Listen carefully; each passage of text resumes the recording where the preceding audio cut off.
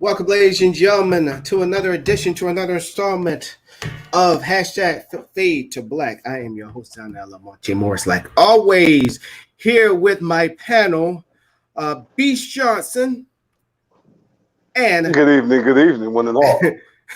and Anita Joke, aka Teach. Good evening, everyone. Oh man, as much as I opened the show with great happiness and enthusiasm, I want to make this announcement. I'm gonna go ahead and put me as the full screen, and so obviously you see on the intro that it was just the three of us, and it's the three of us for a reason. Our fourth panelist, sorry, ladies and gentlemen, on the show y'all all may know as Alan Bragg. Until further notice, he's no longer to be a part of the show. He will not be with us until further notice. To stop the rumors, because I know it's already going to start spreading. So let me put this out here real quick. It's not that he had any, ill-fated or having animosity to the panelists or myself. Nothing at all. It's for personal reasons, which I will not disclose to each and every one of y'all. But if Mr. Bragg, if you're watching right now, we'd like to thank you for contributing all of your knowledge, being a part of this show, and you will not, never, ever will be forgotten for you being a part of this show when it was just starting off. But anytime you're ready to come back, you always have your spot. And I just want to let you know that. And for me, I wish you nothing but the best. And if anybody else want anything to add, the floor is open. Um, with that being said, I'm going to speak on the over analytical mind of today and the petty, meticulous overuse of microaggressions and trigger words. You got people out here that go out their way to find one word, one statement, one wrong inflection of tone and voice, and go against you and disagree with whatever the topic is, or go off into a rant to make you forget about the topic. We see that a lot with the Black Lives Matter and the police brutality issue. Many people go on random rants and try to not dissuade you, but confuse you on what the true point of the conversation is. So let's be mindful of the words we hear. Let's really listen to what these people are saying and how they are saying it to get to the deeper meaning and the deeper truth of what they're trying to get to you. And that's mine.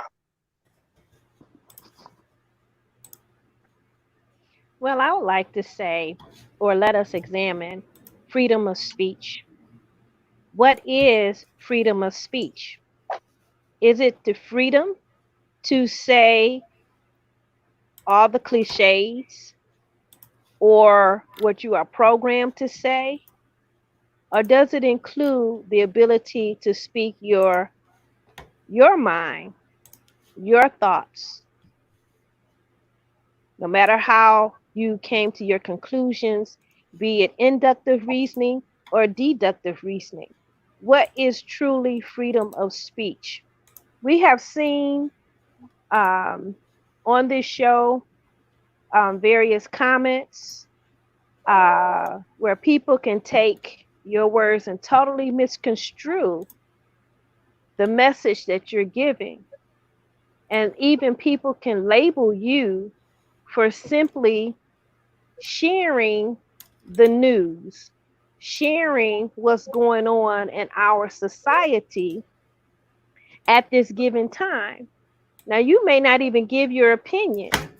You may just simply repeat verbatim what has happened.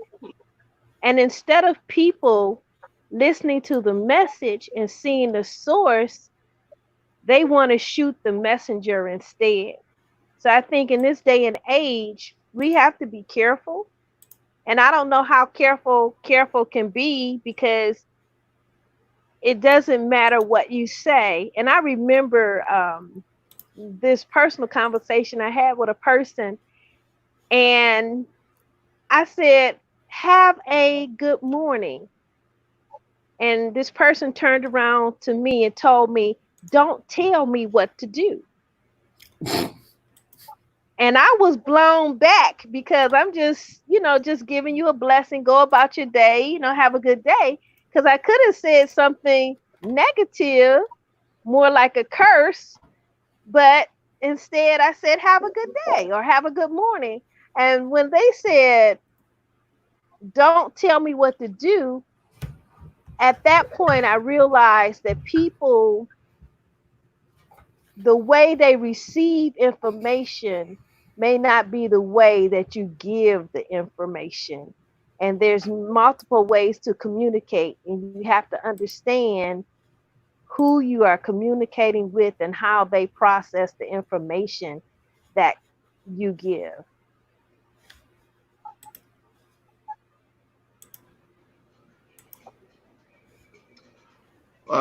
Good evening, everybody. Well, such is life. If the brother decides that he's taking a leave, well, we wish him all the best. Almonte, you have to be bold, strong, and remain focused. Many will like you, many will reject you, but you must be yourself. My son brought me some assignments to help him, and it has to do with the press. And as he was telling me the points, what they call the 10 strategy of media control, according to Noam Chomsky. When he was telling me all the points in Spanish, I said, my son, that is what is going on now. I listen to CNN, Fox News, MSNBC, BBC. I read Jerusalem Post, Los Angeles Times, New York Post, many other. I go through every day, and I even receive scripts. All are applying the same 10 strategies of media control, which include influencing opinion, manipulation.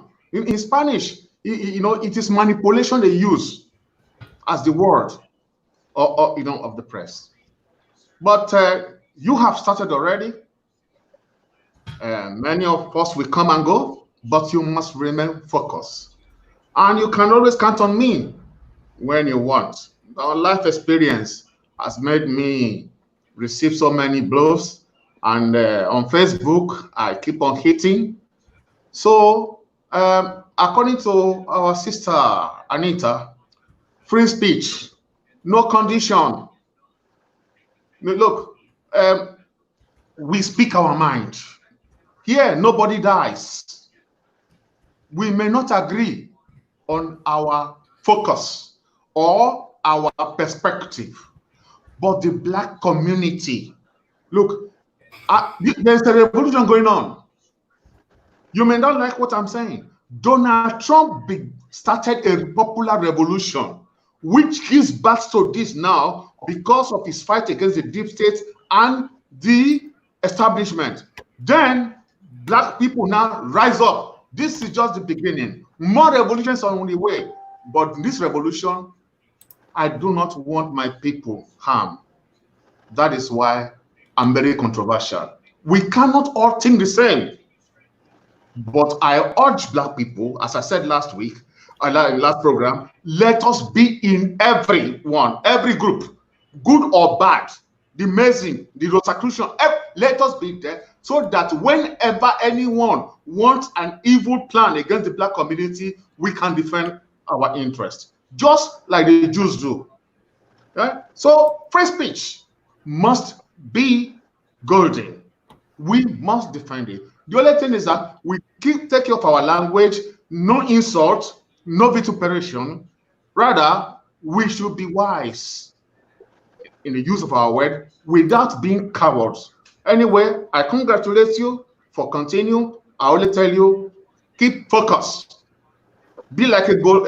Well, you play, soccer goalie. Soccer goalie, because I was a goalie in the primary school. You kick him, you hit him, he doesn't care. He goes for the goal, for the ball. Once he catch the ball, then he begins to think of where you hit him. Because if you have thought of where he kicked before, he will miss the goal and they will make a goal. I want you to be like a goalie. Do not let them score you. Hey, Mr. Oh, yeah, you something else already. So, before we get into the main topics of the day, because today it's going to be a short show, ladies and gentlemen. So, is that I talked to the rest of the panel, and it was a unanimous vote, even though this should be closed door, but I keep it 100 on this show. You will be our official new panelist. So I'm gonna need you to send me your pictures via Facebook so I can add you into the intro. Thank you very much. It's an honor. So now, yeah. So now you're just not welcome aboard. Yeah. So now you're not just an honorary guest. Now you're an official panelist. So with that being said, if Bragg chooses to come back, you will still be a part of this panel. So I just want to let. We're doing this new edition style. Yes. So you will always be a part of this panel if Brad decides to come back. So welcome. You are officially Johnny Gill. Right. If Bobby come back, we ain't getting rid of him. You're right. We ain't getting rid of Johnny now. I just want that to be known. Bobby gonna come back. We gonna break him off real quick. It's not 6 style. But when Bobby Bragg come back, ain't nothing changed. Nothing. You still here, baby? Hey, it's not the Temptation where they have how many different frontmen? We ain't gonna do you like that. We ain't gonna do you like that, nah. We ain't about to have 2 different shows out here. Right. So everybody who's up in the who've been riding with us for a long way, please congratulate Mr. O for being a new panelist to the show. And with that being said, let's get into our main stories that's been bothering each and every one of us. So here we go.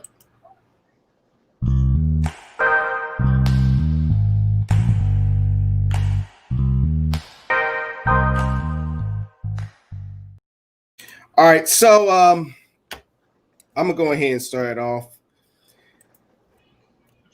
I think I said this in the last show about Nick Cannon. So I want to start off with this. So he apologized again. And honestly, I don't see why he's apologizing. And I'm about to publicly once again send this invitation out to Nick Cannon. Nick Cannon, you're taking a break. Get it. Got it. You need your time to take a breather and all that stuff. But my invitation still remains on the table. Because you can come up with the courage to go on your morning show and you can, tell the world how you feel and all that stuff. But then you got to think to yourself, are you really saying what you really want? Is it coming from Nick Cannon, the man that looks out for his people? Or is it the Nick Cannon that's the entrepreneurial, not trying to step on any toes? And I don't mean that with no disrespect. Why don't you come to this platform, this grassroots platform, where you can talk to people that appreciate you, that loves you, that respect you, not to an audience that's already split. Half of them don't even think that your career is legit. They think you're a jack of all trades, but you know how that saying goes, jack of all trades, but master of none. They think your rap career is a joke. They think your freaking movie career is a joke. They just think you're a complete joke. But here we do not see that. So the ball's in your court. Yes, this may be a small little show, small little platform. We don't get millions of views. I get it, got it. But guess what? We are on the rise in our own way. My invitation still stands. You got a knowledgeable panel here that will, yes, we will ask you tough questions. But at the same time, Nick Cannon can be Nick Cannon without no strings attached and don't have to worry about getting kicked off a platform. My invitation is still on the table, Nick. And if anybody that knows him, send them this video. Send them to this show. Let him see for himself. I sent them an Instagram message. So did B. Johnson. So what you going to do, Nick? Are you going to go on your morning show where it's a 50-50 chance that people understands where you're coming from? Or you going to come on this show where you know where the people know where you're coming from? And I didn't mean to go too much of a rant, but let's start off with talking about Nick Cannon, because he sent a encrypted message today about, you know, he got to apologize again, number one. And I think the ending part saying, well, you know, good night, Earth, or something like that. Did anybody catch wind of that? But mainly to you, B. Johnson, you probably heard something about it. Yeah. When you in that type of environment, your wordplay is essential. It is vital. It is tantamount to your survival. I'm not talking about your wordplay as far as what you do, your endeavor, being acting, writing, music. I'm talking about your wordplay when you're behind the scenes. You have to be just as educated of the wordplay that is used in order to counter it. And you also, for individuals like Nick, they've cultivated a certain image with their brand. So true knowledge like that can't really be said from them, because they're not the perceptive type of person that will be knowledgeable, let alone brave enough to speak on subject matter or make statements like that. Crazy individuals like myself, we can say something like that all day and won't nobody pay no mind, because most people think I'm crazy when they see me. And if you talk to me for 15 minutes, you be like, dude's off a little bit, just a little bit. So if I make a statement like, yes, we are the true Jew, we are the one, if I get right down and say everything that he says, it would not be as public, or it wouldn't be as such a big deal, because that's the type of person I am, and that's the brand I bring. So, you know, when you out there in that world, it's real touch and go. And what he did, I don't fault him for it. I mean, because they came at him hard to prove a point and to send a message to everybody else. So it was like, not let me double back, but let me go ahead and appease who I need to appease, so I can take care of what I need to take care of for the immediate future. All right. Then I can fall back and, you know, get in behind the scenes more. All right. So, Teach, have you caught up with this story or heard anything about it before I ask you this question? I have not. I've heard about the fallout, but what he actually said, I don't know actually what he said, and so I wouldn't be the best one. All right. So, well, all right. I watched the video, and basically the conversation was two intelligent, woke black men talking about black issues and black subject matter. And it was more started from the point of how we need to greet ourselves.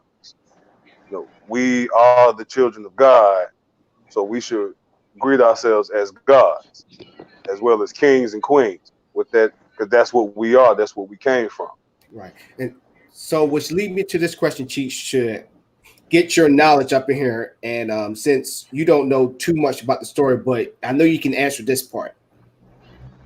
With Nick Cannon being on a platform where, yes, his name is on it, but it's still owned by another entity, let's be for real, by Jewish, white, whatever you want to call them. Is Yep. it time for us to make our own? Like, for example, I started this show and you see nothing but brothers, and then we even had our own buddy Dan up on the show. Damn. Yeah, so do you think right there proves that it is time for us to actually start our own businesses, to actually start our own networks, wink, wink, in the middle of July, y'all, for us to have a voice, to not have to worry about when we say something, we're not going to instantly be canceled? Well, I believe that this is where we as African Americans can join forces with Africans around the world. We don't have to do it by ourselves. I am quite sure in African countries there are Black networks, and they can approach them in a partnership to extend their networks to the United States, where we dwell. And I believe Byron Allen was in the process of getting his own network, but the powers that be struck him down, and he went all the way to the Supreme Court to try to open that door. So it's not like we have not done it.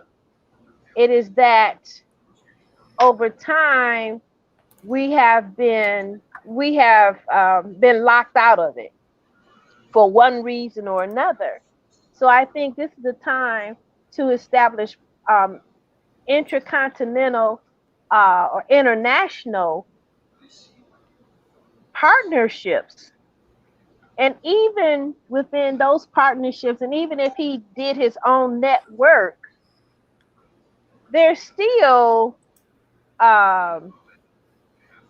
it can't be a free-for-all.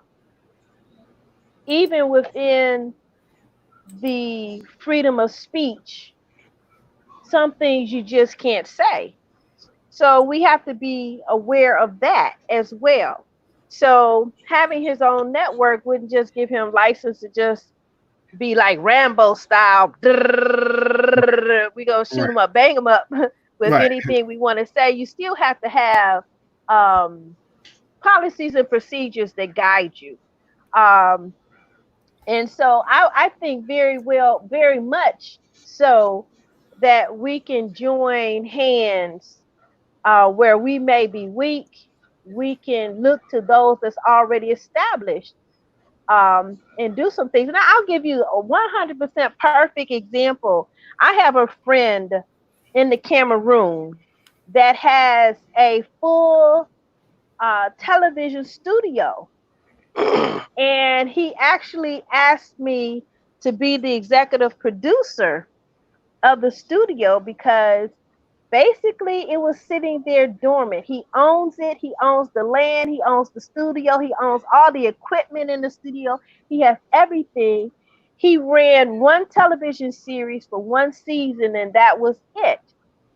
And so he was looking for, excuse me, he was hoping that I could breathe life back into his television studio. And so I came up with the idea, the plain and simply, because you don't have the money, you would need an individual that know how to market and sell, get into the community and have the community and various organizations buy time on your station, give them a 30-minute slot or an hour slot, and get advertisers to pay And then he said, well, who will run it? Because he works actually for the established television studio in that country. And I said, this is where you need to link up with the colleges and universities and get interns. These interns will get valuable experience in how to put together a television show, as well as get a grade for them to graduate in any one of the communications. I said, and then if you need business students to run the books or however, get with the universities in your area and get your interns and line up your shows based upon when college opens and when the semester is over. And that's how you do until you get the big sponsors that's going to bring in the money that can sustain the operations. And so, so he is one, or that is one opportunity that I know that if Nick Cannon would connect with them, he has everything. So, you know, that type of partnership can really work. All right. So I pose this question to you, Mr. O, but before I pose the question to you, I'm gonna do the same thing with Cheese. Have you heard about the Nick Cannon situation? No, I do not know about him. Okay. So I'll go ahead. Yes. I'm just listening now to our sister Anita. Mm-hmm. Before, you know, when I was young, in the 50s and the 60s, the words I heard in my head was Pan-Africanism. It was then created to link the blacks in the US, in the Caribbean, South America with Africa. It was a political project that they created. Those politicians like Nkrumah, Azikiwe created them. Then in 1963, they created the Organization of African Unity. After that, military coup d'etat started in the whole continent. And the spirit of Pan-Africanism died away. So this channel now, what we can do, my opinion, there's nothing wrong in having a black channel where we all can exchange view, hit ourselves, talk to ourselves the way we see ourselves. That can expand to Africa later. We have to offer Africa what African youths can program, because I'm in touch every day. The youth there too, they have this Africanist spirit, but they need motivation. But for us to do it, we have to have black investors in this system. There is nothing wrong in a black man hosting a system that's financed by the Jews, financed by Muslims, by Arabs, by white, or anything. It is our presence, as I said it. We must be present everywhere, but we must have our own. So that is important. We should have our own. You know, the crazy thing was, my question was surrounded about other, you know, entities investing in black networks, black ideas, and all that stuff. I could feel the spirit from everybody, even though Teach barely even knew anything about it. She answered that answer correctly, and then freaking Mr. O, it was a question that I was about to pose to you, and you answered it. So I already started off on the right foot on this one. So hey, you feel that? You feel that spirit? Yes, because one of the collective groups that I was associated with in another state, in their brand of Pan-Africanism, it was very strict as to who you could receive funds from, because whoever gave the money called the shots. So they were very strict that they did not want any money that did not come from the black community. Yes. And I agree with them to a certain extent, and I disagree with them to a certain extent. And historically, I'll give you an example of one man that did utilize the money from other races. And that was Booker T. Washington. Booker T. Washington was very personable. And he was even, I believe, the first Black man ever invited to the White House for dinner. And though he was hated and reviled, and they claimed that he dirtied up the White House by coming to the White House and having dinner,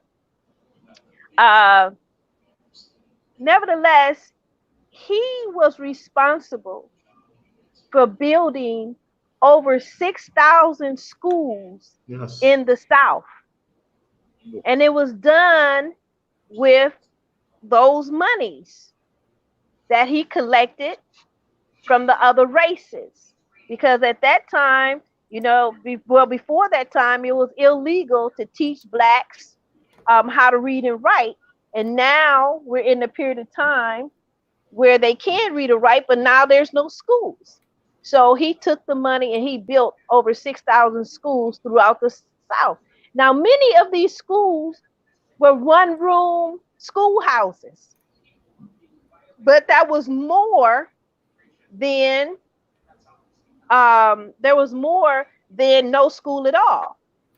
He also built Tuskegee Institute, and he had the students in the architecture curriculum build that school brick by brick. So when you look at Tuskegee, you look at the work of the students. And for me, I always say, well, that was the first work-study program in America, because many times the students did not have the money, but hey, he needed a school built, so we're going to teach you how to make the bricks, how to lay it out, how to put it together, and the school is still standing to this day. And then furthermore, one of the things that Booker T. Washington did that many people did not know is that there were many lawsuits and or court cases where individuals found themselves in a bad situation. He was very benevolent. He would actually pay for Joe Blow that was driving and his tail light was out after dark, and he would bail them out of jail and or pay their attorney fees. That's something that he did. But many people took him as an Uncle Tom because the conversation and the rhetoric that he gave in the public, looking back in history, we can see it was just for the purposes of securing those funds. But when he went behind closed doors and he talked to the Black people, he exposed his plan. But people on the outside couldn't understand him. They could not understand. But he understood he had to have a seat at the table, and he had to show accommodation or assimilation, or else he would not be at the table, or else he would not be able to secure those funds. So in so many ways, he understood not to offend, and that was his policy, not to offend the white people. Never say anything, never do anything to offend whites. Just get their money. And he caused the white people to be happy to give their money.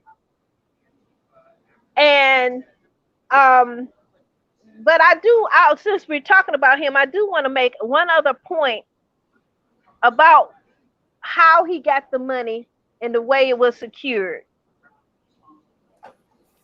Many times they like to say, like Sears, Roebuck and Company was one of his big benefactors.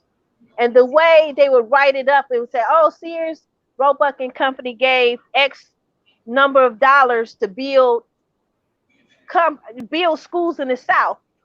But the way the actual plan would work is that Sears, and I'm going to throw out arbitrary numbers because I don't know the actual figures. We got sake of this conversation, say Sears say, well, I'm gonna give you $10,000 to build schools in Alabama. In order for you to get that $10,000, you have to put up $20,000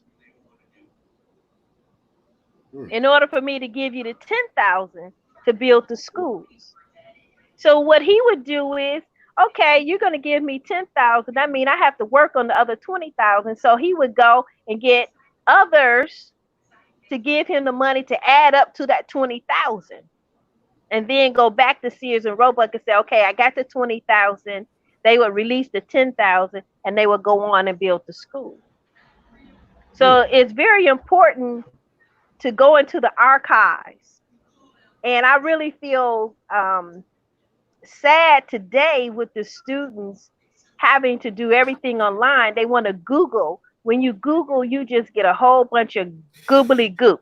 Yes. But when you go into the archives and look at the actual contracts, look at the actual signatures, the actual pages, and the language in which the document is written, you have a far different understanding than when you Google it. If you Google Sears and Roebuck and Booker T. Washington, you will see, oh, Sears and Roebuck gave so much money to Booker T. Washington. So it gives you the illusion that they was just throwing money at him left and right.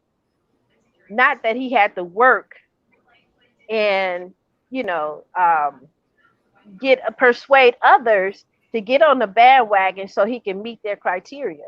So that's how he was able to gain that. So in that instance, I have to agree with his method, because that was necessary at that time. I mean, we were just post Reconstruction when he did this. And so he had to, and if you know, Booker T. Washington was born a slave. So he had the slave mentality. He was beaten. He was whipped. He was a half caste, or a half breed, or a mulatto, whichever term you want to say, but he did indeed have a white father. So he had that whole slave history, but he took it and he made it be what it needed to be for the African Americans that would come after him and building his legacy. Yeah, to stretch on your point, Cheese, because I'm happy that you brought up that point about, both you and Mr. bringing up Pan-American. Pan-African. Pan-Americanism, but no, Pan-Africanism. Yeah, so Pan-Africanism. Yeah, so I'm happy that, because I also look at the Black conscious movement and all that stuff, and they do not even just make points. They be spitting some truth, but then there are times where I'm just like, whoa, like, hold on now. So when you hit on the funding part where they say we strictly only want like Black dollars and all that stuff, which is great, but then people gotta understand too, is just when you have other like ethnicities, like for example, I don't think y'all heard of this group yet. It's called I think it's the Black News Channel. I think that's what it's called. I know it's a simple name. And Mr. Khan, who owns the Jacksonville Jaguars, he's their biggest contributor for them to launch this news network. And I think it obviously has its own website. And it's sad that many people don't hear anything about it. He's an Indian-born American. Yeah, I know about the Khans. Yeah, and he not endorsed, but he's the biggest contributor. He's a multi-billionaire. And he put his money into that network. I have no absolute problems with that whatsoever, because you got to look back in history too. To go back to all the way back to the Underground Railroad, where you did have white people help out during that time to get black slaves free, and the Black conscious movement forget about that. They tend to forget, which lead me back to when Malcolm X was asked by that white girl, she was like, you know, I respect everything you're doing, but for me as a white woman, what should I do so that the past don't, I'm paraphrasing what she's saying, but like that the past don't repeat itself? And he said nothing. And hearing the Black Conscious Movement saying that's the most powerful part in the movie, other than when he was in front of the police office, precinct. And then history says that Malcolm X actually regretted saying no, not saying nothing to her. So we have to get out this mind frame. Yes, we want to be all about people and all that stuff, but then it's nothing wrong if you have, like, you know, an Indian American or just an Indian or Arab to endorse, let's say, Mr. O's business, or have a white man endorsing Beach Johnson's business, or have a Mexican endorse Ania Joke's book, or if I have a freaking the Native American casino want to sponsor this show. There's nothing wrong with that. No. We are not against donation from anywhere, but it should not. We should not sell our soul. They should not. If they will do, they do it freely, but that must not annul our rights of opinion. We are not a racist group, but we are a Pan-Africanist group because we want to share the light, to show the light to the Black community, both in Africa and in America, so that later we can liberate our brothers in Iraq, in Iran, in the Arab countries that are slave outside. That is our goal. Right. So if they want to donate, they should know it, that we are giving a renaissance to the Pan-African movement. Well, it's not really about the goal, about the gift itself. It's the stipulations surrounding. If they do not put condition, if they understand that the Blacks have to be free and that we have the right to be developed, welcome be it. But if they will use it as extortion to condition us to use the other way, that is where I think we have to think twice. Yeah, and I was going to use the example of the black churches, the slave preachers. They gave them extra, little extra creature comforts, and taught them how to read and write so they could preach. Like, you can't teach nobody else. I'm gonna teach you how to read, but you can't teach nobody else. And when you preach, you can only preach these books and only from these chapters pertaining to these specific things. That is where. But and sorry, in the case of Booker T. Washington, he played the game of the time. He played the game of the time. Exactly. That game's still going on today. We cannot judge him. What we are happy that once somebody who established education is an angel.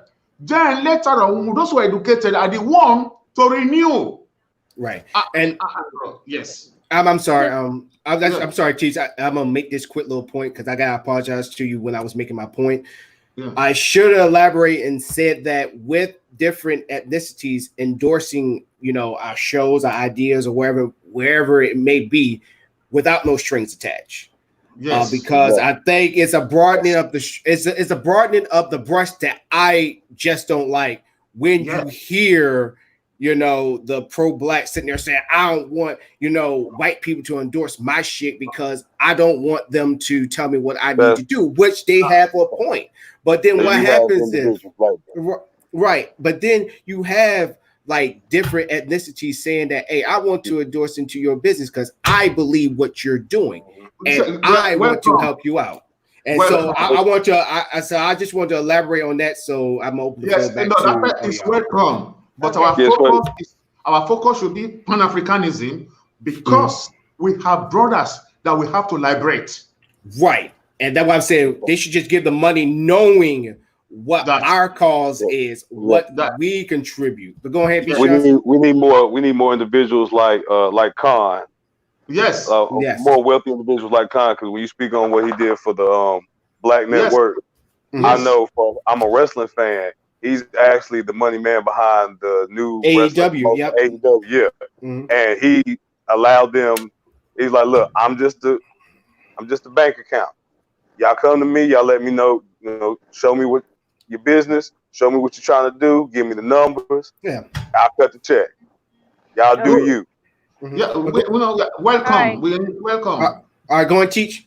So the point that I was going to make contrariwise to Booker T. Washington is that during the 60s, 50s, and 60s, you had white racial groups, specifically the ACLU, that joined in the civil rights movement, and they actually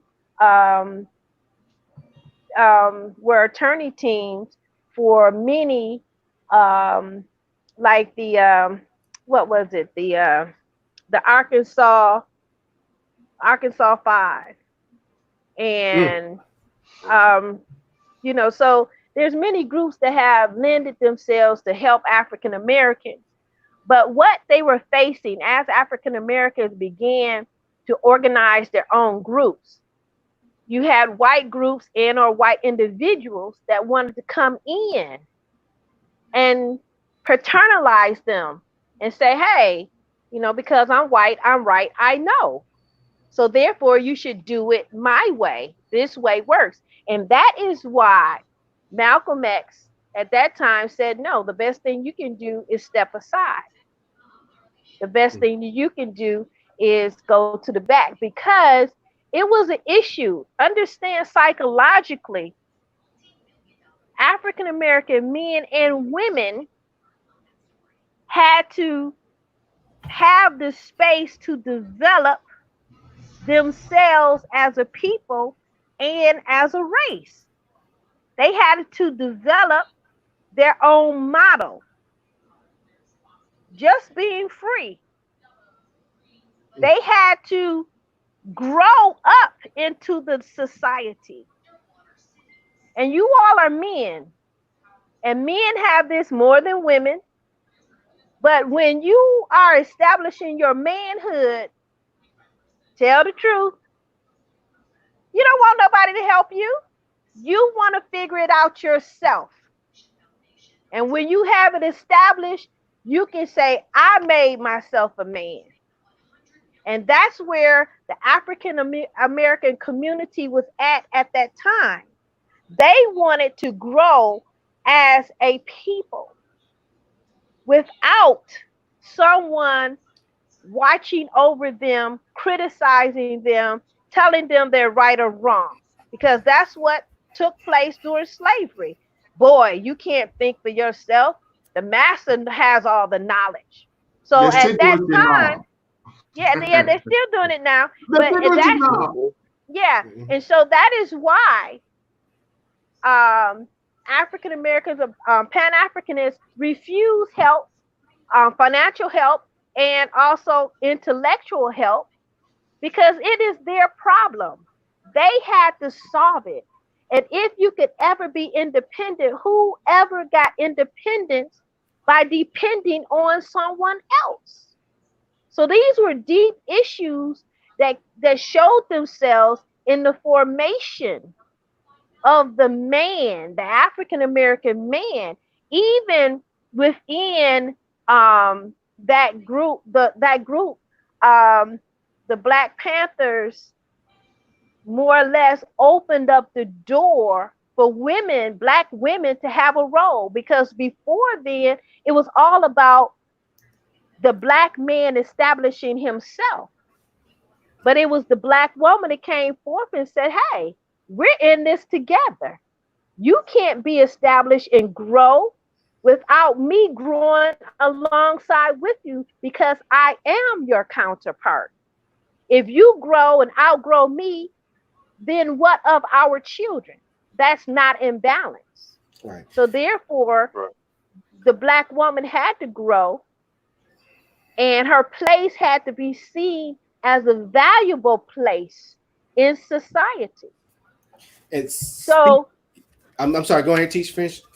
So it was necessary for the psychological well-being for the Black man to establish his own manhood, one, as a man, two, as a father, I mean, a husband, a father, and a community leader. Right. So which lead me back. So I'm trying to keep it all on the network with TV and all that stuff, and I'm just feeling the power here because we, like I said, we all on the same sheet of music, but we all playing different instruments. Yeah. So with all that being said, when you look at TV right now, I'm just gonna. It's a what they call it, one of those dumb type of questions. So when y'all turn on the television, what's the first thing y'all see when it comes to Black entertainers? And then I'm just gonna stretch upon that. I mean, you see levels. You know, you see your quote unquote, you see your crossover Black entertainers. Those are the ones that primarily deal with the white audience and cater to the white audience. You have your Chitlin Circuit Black entertainers. Those are the ones that deal primarily in stereotypical, categorized Black culture, cliches and themes. You got your woke, brutally honest entertainers that's found a balanced way to give you the truth without the wrong people realizing it's the truth. Mostly you see that more in comedy. But like you see a lot of levels because it's a hard way to maneuver. So you see like different classes of entertainers on TV. You got people that they're on TV because they pander and cater to a certain demographic and a certain style. Like you got Tyler Perry. They're gonna go out there and do that type of drama and do that type of bring that type of energy. You see, sorry, I like jazz, blues, and Negro spirituals. And I decided looking for them in YouTube because I sing them. I saw the video of the 40s of those Black clubs, beautiful Black girls living for our boys. You see our boys in suit. They created such an energy until they were bombarded, not destroyed. The white community could not produce people like that. They went in and they took our stars away. And they put money. Till today, they are the only one who have the money to lift up Black artists. So we have to work first for the Black community to be economically independent and strong. Then we can determine what our artists will represent for us. For now, they will determine it because they will bring in the millions, the billions. They will lift them up. And by the time those Black people have money, they will become like Africa. They will be going nearer, far away from the community. I see them. These are not artists of the 40s that I saw, or the 30s. Go and look at the video. You will be proud that undermining all the discrimination in their clubs. They had energy, they had spirit, they were happy. And then later on in the 60s, in the 50s and the 60s, the thing went down. And that's where we are today. Mm-hmm. Well, I disagree because someone mentioned the Chitlin Circuit. It was because of the Chitlin Circuit, it was because of racism and segregation that Motown was given life. Those people that you've seen in the 40s, their music was stolen. They didn't get paid, and so forth and so on. So with Motown, they were able to create a record label that was able to popularize the music, because the music was specific to the region in which you were born.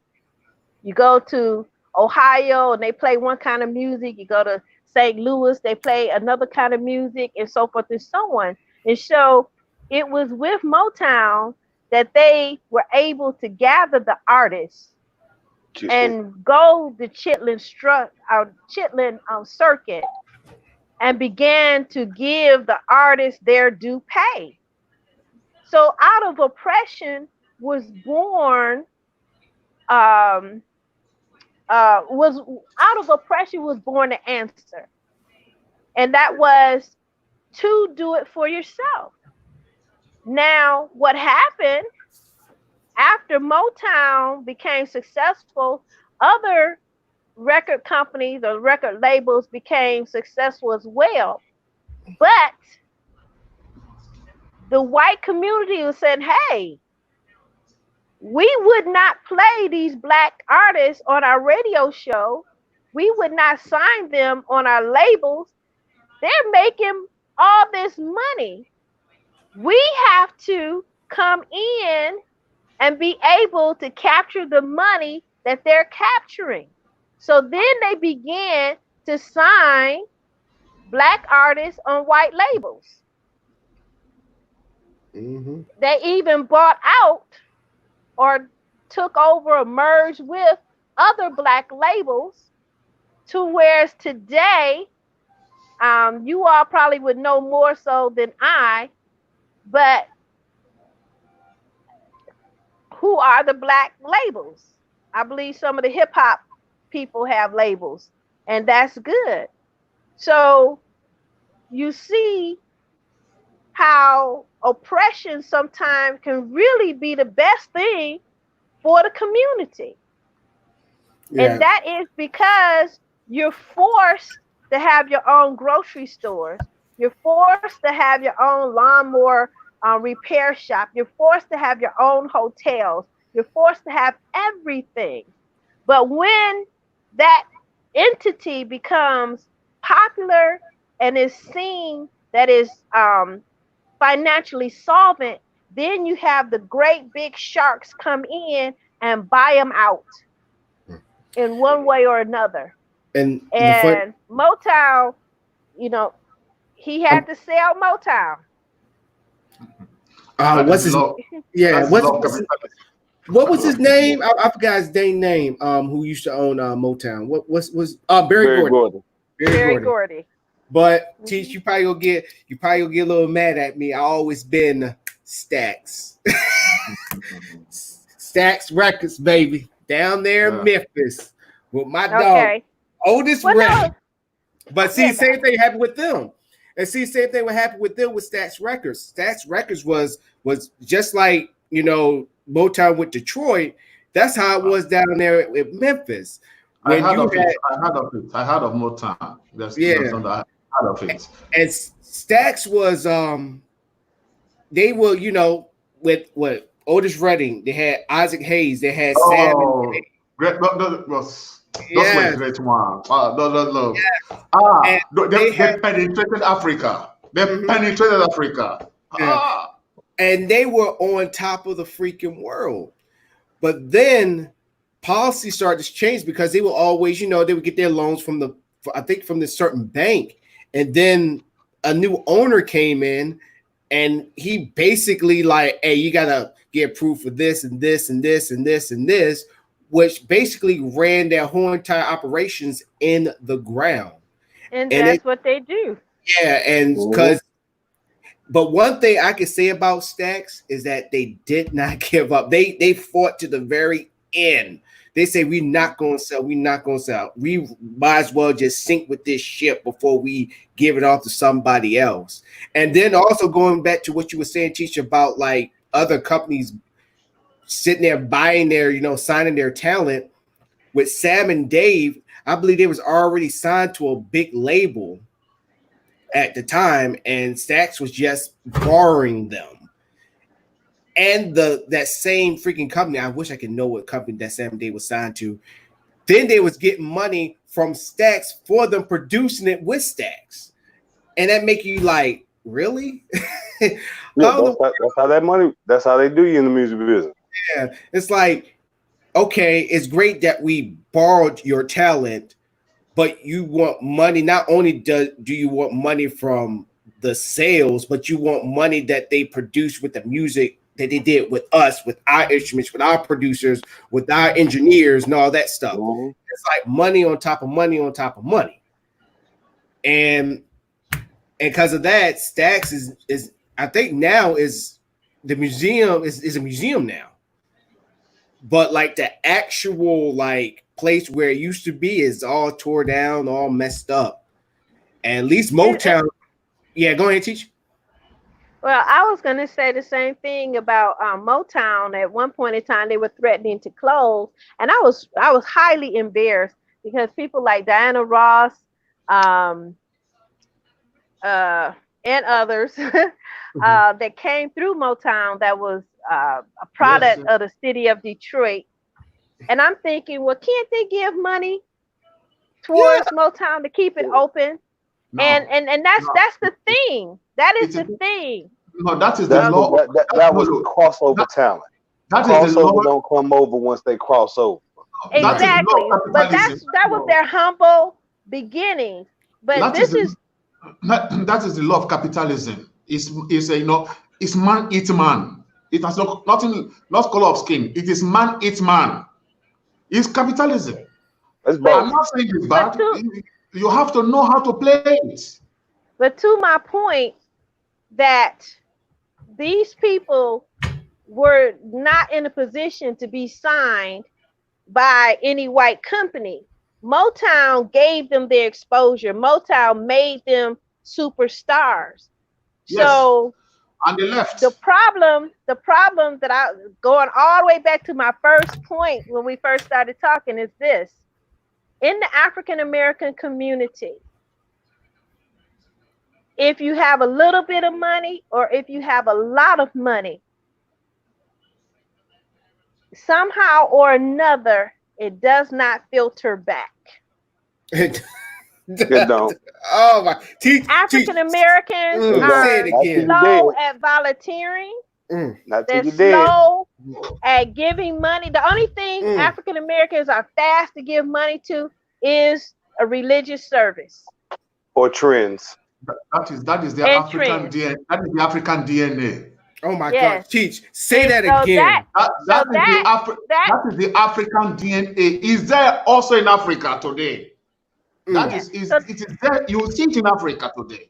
Yeah. Well, they black there, we black here. We all gonna fix it. Right. That's a challenge that we have to fix. Now that same African, and when I say African, I mean those born on the continent and those born outside of Africa that bears that African DNA. That is our challenge. That same African, if I posted my house burnt down and I needed help, they would snub their nose at me. If Karen next door just says that her house burnt down with no proof, she's actually posting live from her living room, the next day she would have $1 million. No, that is well, that is human too. The NGOs do the same thing. The NGOs do the same thing. Oh, look, it's human. So look, so we need a lot of work in our community. We need to lift our moral codes. Yeah, but my point is, we're slow to give. Right. And we have the money to give. That's my point. We have the money to give, but we are slow to give it to ourselves. We're slow to give it to our brothers. We're slow to give it to our sisters. If someone, like I said, if the Karens and Dans of the world claim the same problem, we'll like, oh yes, we have to help them. We feel an urgency to help when in actuality, it may not even be a problem. Yeah, and see, it hurts to hear to say that they was trying to close down Motown. I never knew that they was trying to close Motown because they still got the old building right there. But it also hurts Yeah, for me they too. were running short on funds, and they had to do public fundraisers. Yeah, And you know, it is the law of capitalism. You knock out when you can't beat them, you knock them off. That is the law. That's the law of capitalism. Yeah, and see, that is true when it comes Yeah. what Dan just said about musicians. I put it up there again. Musicians are one of the more racially blind individuals because when it comes to music, sound is sound, don't matter where it comes from. That is true. Do you know of Benny Hill? And was it Benny Hill? No, that's Jew that become an expert in jazz and blue. Yeah, because but to go back to what Teach was saying about Motown. Benny Goodman, very good man. I think Goodman they call him. Yes. Yeah. So to go back to what Teach was saying about Diana Ross, freaking for her, because how she got discovered, her and her group, aka the Supremes, they were saying outside of the studio. They were literally saying outside the building, and that's how they was discovered. See, I used to do a thing called, because me and Beast Jones, we talked about it a long time back when we was talking about how we used to watch VH1 Behind the Music. And I love watching Behind the Music. They don't even show that stuff anymore, or because they told too much truth. Right, and then you go back to TV1. TV1 got the unsung, and I watched a lot of that. But just everybody is saying the same exact thing, and I agree with you, and it's giving me freaking goosebumps just saying that, because we are slow, and it's not even just musically. I mean, even on the level of being athletes.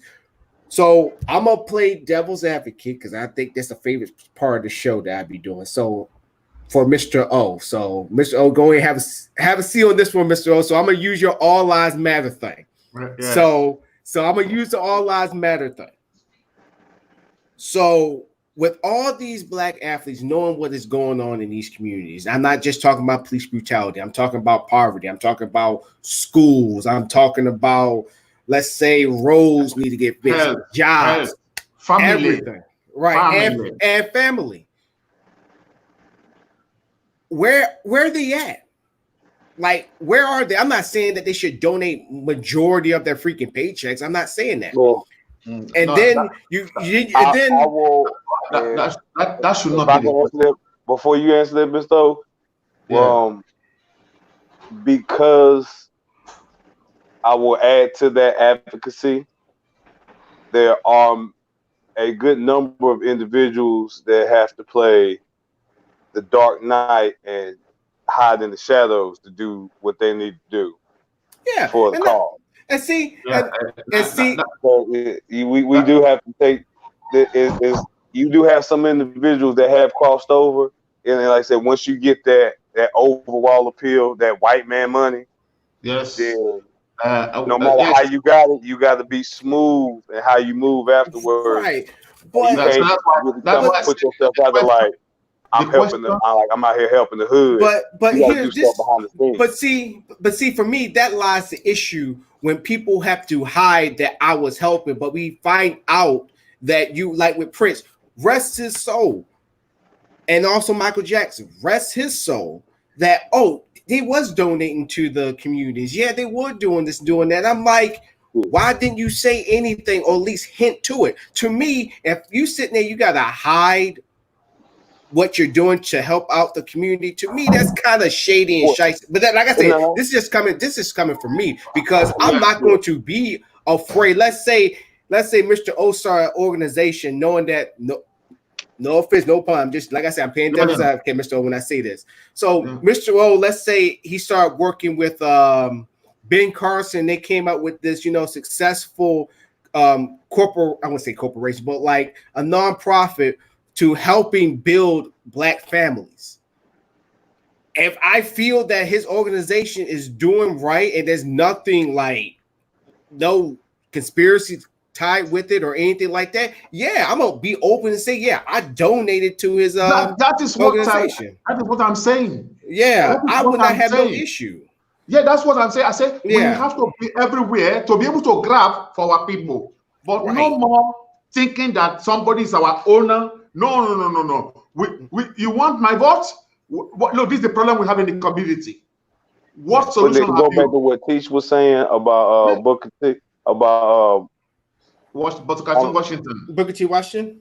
Yeah. no, was it Booker T or Frederick Douglass T? No, it's Booker T. Washington. Booker Booker T. T. Okay. Yeah. Okay. I thought I misspoke for a second. Yeah. About what he had to do is we've learned over the generations there is a game of life and there's a game of life interacting with white people. Yes, yes. But once you have the individuals that try to master both of those, and when you're in your position to really be out there, you got to play that game to a certain degree. That is what the Jews did. That is what the Jews did. I feel you. I'm the type of person that if I say something, if I, like I said earlier, if I make that statement, yes, I support it to the Black Lives Matter, or yes, I'm supporting to these black-owned businesses. That's the type of person I am. Like, if you see me on the outside, you wouldn't be surprised by that. But like I said, with Nick's situation, other people that have that more general, crossover, mainstream branding and perception to them, they got to be more sneaky. But you got to look at it on the flip side with politicians and every other facet of life. White people doing the same shit, but they doing it on the dirty end. And that's how we learn the game. Right. So now we taking their game for dirtiness and using it for some good. Yes. But you're not going to find out about a lot of the good we do until most likely years or decades after we've gone on home. So, go ahead. I would like to say this. Okay, let's look at it like this. Say Anita, I have $1 million. That's a nice sum of money. All right. And I decide that I'm going to give away or put $1 million into the community. And this is how I'm going to do it. I'm going to select 1 million people. And I'm going to give each of them $1. The write-up will not come back, oh, she helped the community because she gave $1 million to the community. But that's very African. They will say she is cursed because she only gave me $1. This dollar can't do anything for me. The language would be a lot more colorful. Yeah. Okay. Yes. And so when individuals are in a position to help the community, they have to be careful as to the way they do it, because people don't understand your sacrifice. Now, on Monday, you had $1 million. On Tuesday, you broke because you gave it all away. But everybody is mumbling and complaining that $1 did not help them. And for me, my mind says, for community help,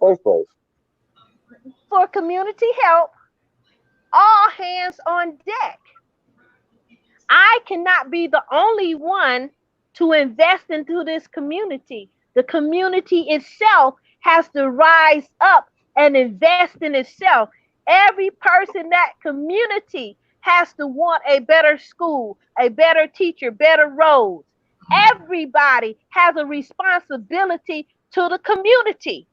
Right. Yes. And if everybody understood the power of that $1, then they will pull that, instead of individually spending that $1, they will pull that $1 million back as investors. Yeah. And fulfill a project. So it's the way that you carry it out. And in the case of some celebrities, LeBron James, they choose to be anonymous for multiple reasons. Mm-hmm. And it has nothing to do with being shiesty or shady or whatever have you. Some people just have that level of modesty. From my own hometown, Aretha Franklin, God rest her soul. She passed about 2 years ago. Yes, yes. But it was Way too known young. during her life, and they made it more plain after her life. She was very benevolent. She gave. She sit there and watch the news. Oh, so and so's house burnt down. She would go buy that person another house. But she did not have it for public advertising. She did what she did the way she wanted to do it. And I don't feel anybody has a right to judge that. That's it. Because and I think that the society that we live in, we have to first know that celebrities are targets. They are. They are targets. They get blackmailed. They get hemmed up into situations that we, the average person, don't encounter. Some of them get death threats and so forth and so on. So they have a whole level of life that we cannot even imagine because not at that star status. But I will say this, and I'll yield. I was in Africa for a period of time, and because simply that I'm an American, I had my own apartment, and I wish I could show you the pictures, but in Africa they have these iron gates on the window. Well, during the middle of the night, they had to take the blowtorch and blowtorch the gates apart, and they broke in my apartment and stole everything. And if those that know me know that I'm still bitter about it because they stole some very valuable things of mine. I was simply a target just because I was an American. And they figured, hey, she's American, she's rich, she can go buy it again or whatever. We could just take it from her because we are these poor Africans and we need to steal what she had. Right. And it's very unfortunate. So when you are at a celebrity status or you're out of your element, you are a target. And those people probably move because of that. And I will yield. All right. Go ahead, Mr. O. Go ahead, make your final point, and then we go into the final thought. Yes, I was saying that the question is not why they left. The thing is that what do we do now? So I want us to focus. I will want you, if you like, let us launch a campaign to revive Tulsa. That is one project we can hold on. Then let us launch a campaign on fatherhood in the Black community, the family. That is the beginning.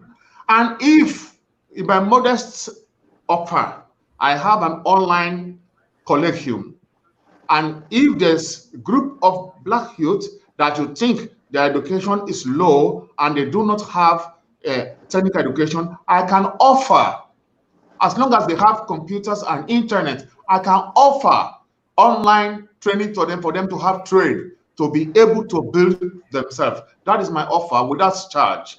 So that is what I want to say. But let us work on the campaign for the family in the Black community, for the fathers to be responsible, and also let us have in mind that we can still revive Tulsa. Okay. If the house is there, if they build houses on the place, let them sell it off and let us rebuild the Black Wall Street. Mm-hmm.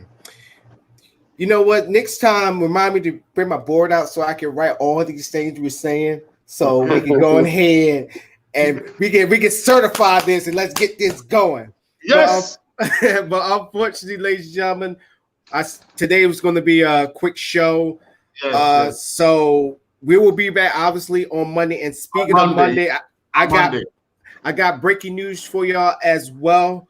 Dan. Our boy Dan, he came on the show a couple of times. He will be our special guest. He's going to be on. But once again, just to recap the big news for today. Once again, Mr. Bragg will tell further notice will not be a part of the show. Once again, there's no ill ill wills amongst us or anything like that. He had no animosity for us. He's going through something right now. We wish him nothing but the best. But also great news that Mr. O is not just an honorary guest. He's now a panelist on the show, which so happy to have him. So happy to have him on. And another and then also other things I want to hit on real quick, so I can go ahead to the final thought, and I will have Mr. Beast Johnson to lead us off. So if y'all see these other usernames next to our name, which Mr. O, he gonna I know eventually he gonna work on his. These are our cash apps. So if you feel that you love what we're saying, go ahead and tip us. I know we living in rough times, so I put it out there. Don't give us y'all life savings, please. Don't do that. Put what's laid upon your heart. We are not pastors. No, this is not a love offering. Put what's laid on your heart. Right, because I'm already going to tell you what I'm going to do if I get tipped or get any donations. It's going to go back into this show. This is not going to go to me getting a brand new suit or me stunting or anything like this. For me to make the show a whole lot better. The blessing of God will come. The blessing of God will come. Let us do things with a clean heart. We are working for our community. If our community betters, it reflects back on us. It comes back to us as a blessing. Right. That is why. I want to take a step further. If you're watching the show and you decide to donate, let us know you're watching the show. Leave a comment. Mm-hmm. And then if you love to donate, leave a comment. Just let us know what you like. Just the show in general. If it's one of us in particular, if it's something particular about our interactions, let us know so we can give you a shout out. We can let you know we appreciate that. So, and also look out for our page. First of all, follow our page. No Holy Spirit page. No Holy Spirit just. God ain't gave me that dream just yet. So don't forget to follow our page, the Alamonte Show. We're going to be writing our pieces. I'm going to have Mr. O as administrative so he can write his piece. Beast Jones will write his, and Cheech going to write hers as well. And one thing we also going to be implementing on this show as well, that rather than just having opening statements, we're going to have segments dedicated to the panel. So that's something that I'm going to be working much more on, that I'm going to talk to the panelists themselves, not in front of y'all all the time. But I like to keep 100 and something that y'all should be looking forward to. So now, enough of me talking. Let's get to the final thoughts. And Beast Johnson, you got the lead.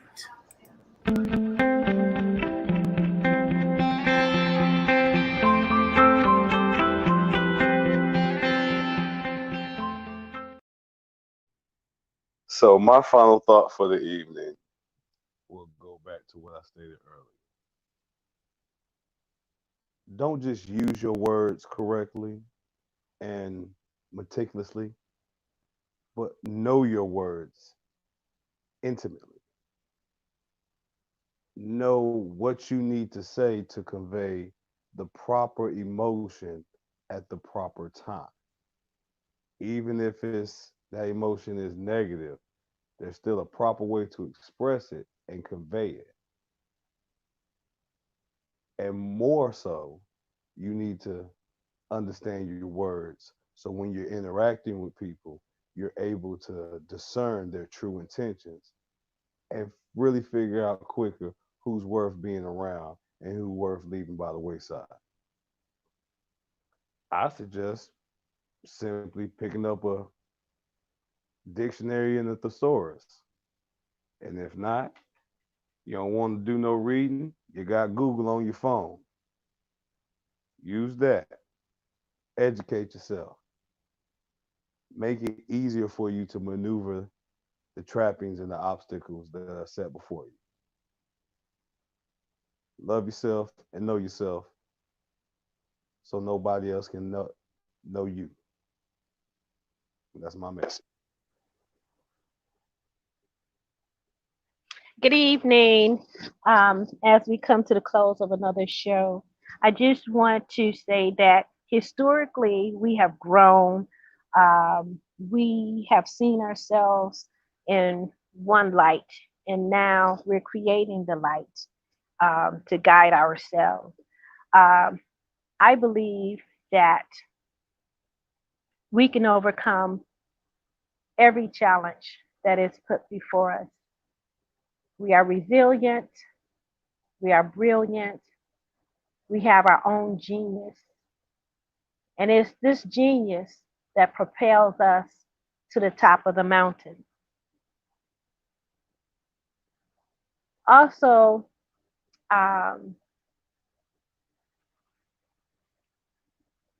when you're at the top of the mountain, you do have a different view. And because you do have a different view, you do have a different responsibility to help those that's at the base of the mountain.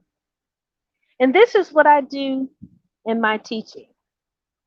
I teach very diverse students, Caucasian, African American, African, Asian, Latino, Mexican.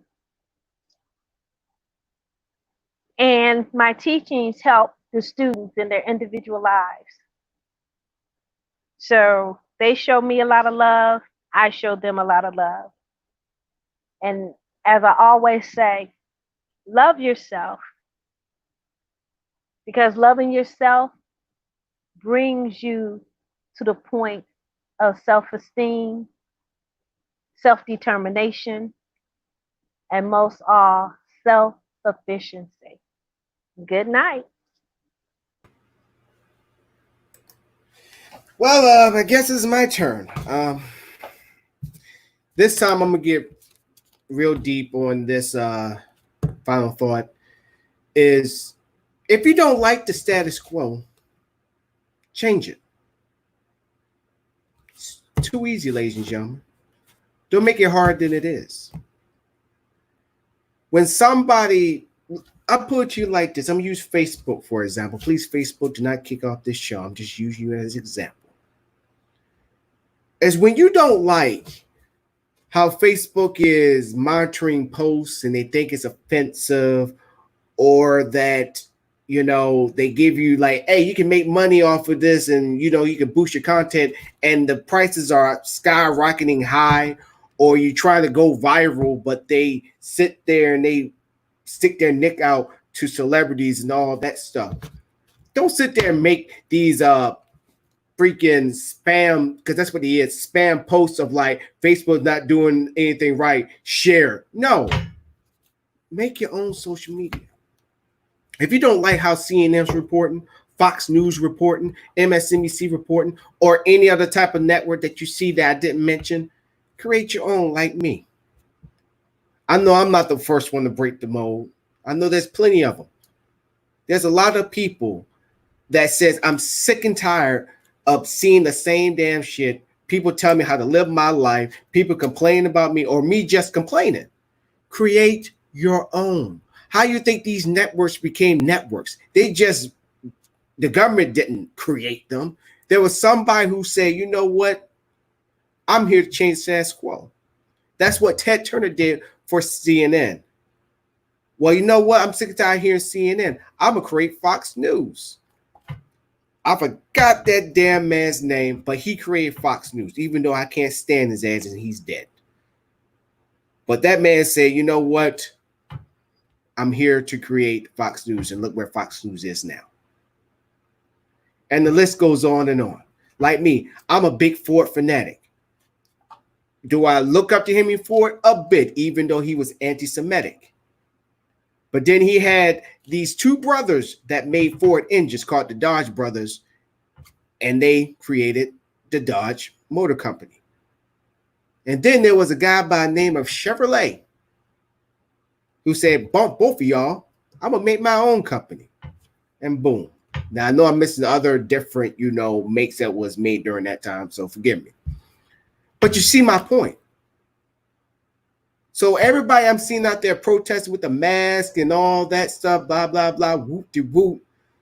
Why don't you stop complaining about it and do something? Make your own network. If you don't like wearing a freaking mask, I just say just stay in the building. Just stay inside. Or why don't you run for public office? So you can stop these mandates. Knock on wood, I hope you lose. But I'm just saying. Don't sit back and put yourself in the corner and just allow these things to happen and just complain. You can do something. Why do you think billionaires are always going to be billionaires? Why do you think millionaires are always going to be millionaires? Why the people that you just say, man, why are they still on top? Because they chose to change the status quo. And with that, to our brand new panelists, you got the end. Just to review what we have said today, let us refloat the Pan-Africanist project, and we begin in the Black community. Seeing their problems, let us discuss their problem and ask and look for solution. We start first that we must campaign for the Black family to be built. All in the Americas, the Black family is torn down. It doesn't exist, mostly. And also this modernization is also destroying families in Africa. So let us begin with the Pan-Africanist spirit, the family. Then we look at the problem of education. That is where we can. And do not forget, before I stop, let us refloat the campaign to refloat Tulsa, the Black Wall Street. That's what I have to say. Thank you very much for the honor of having me as a panelist. And it's always a good honor, Mr. O. Y'all know what I'm about to ask. You know what I'm about to ask y'all. Are y'all gonna be here for Monday? Yes. Of course. And then I know he's gonna be here for the show too. He's gonna be our special guest. So come Monday, y'all gonna see some changes. But I'm telling y'all, follow our page on Facebook, because I'm gonna be doing a lot of work, and I know my panelists are gonna be doing the same thing too, posting up articles, polls, videos, and all that stuff. But I talk to y'all much more on y'all different segments, probably on Saturday. But till then, thank y'all for tuning in, not only just for my panelists or my new panelists, but for everybody for tuning in to the show. And once again, from all of us here from the show, our thoughts and our blessings goes to Mr. Brad. Mr. Brad, once again, thank you for holding it down when we first started this show, and putting your knowledge in and all that stuff. Do anybody got anything to add for Mr. Brad? Because I know he's watching somewhere smiling. The show ain't the show without you, Bobby. Yeah. When you come back, it's gonna be like '96, baby. We gonna hit them all. Get ready. Let it be annoyed and come back. Yeah. We're gonna go on tour with them. We're gonna go on tour when he come back. So all the OG fans, they're gonna bring in their babies. Like, I grew up watching them. Mm-hmm. Yeah. Okay, yeah, Bragg, you have to do what you have to do. We're here for you. Yes. And Bragg, like I said, you always got a spot on this show. You're the original OG for this show. So once again, we extend our blessings out to you. But now it's time for us to go out and enjoy this beautiful day. And also remember, y'all, there's still a disease out there. Wear a mask. Don't be like the Karens and the Dans out there, okay? Please. I'm joking, Dan. I'm going for a glass of wine. Yeah. That's a good thing to put in front of your mouth right there. Yeah, I'm going for a glass of Malbec, a red wine. So once again, I've been your host. I'm Donella Monte-Morris with our new panelist, Mr. O, Beast Johnson, Anita Joe, aka Teach. Thank y'all for tuning in. Thank y'all so very much. Thank you. Don't forget to tell your friends, your mama, your side pieces. Don't tell your kids. Even tell your grandma, okay? Even tell your granddad. The clean version. And don't forget, Monday, we have our special guest, Mr. Dan. Also, follow our Facebook page, The Alamonte Show, where us, the panel, and then also this show will be on repeat. All right, I'm going to let y'all go. Catch y'all later. Y'all have a happy Friday out there. You hear? Bye. All right, y'all be easy. Bye.